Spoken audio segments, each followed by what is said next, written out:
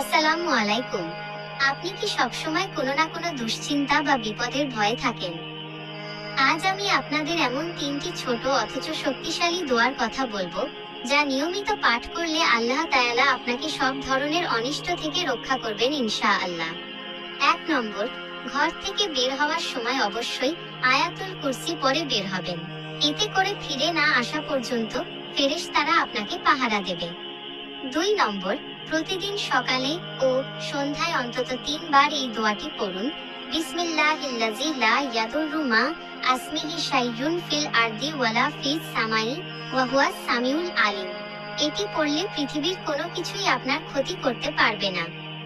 3 নম্বর, যে কোনো কঠিন বিপদে পড়লে পাঠ করুন লা ইলাহা ইল্লা আনতা সুবহানাকা ইন্নী কুনতু মিনাজ জালিমিন।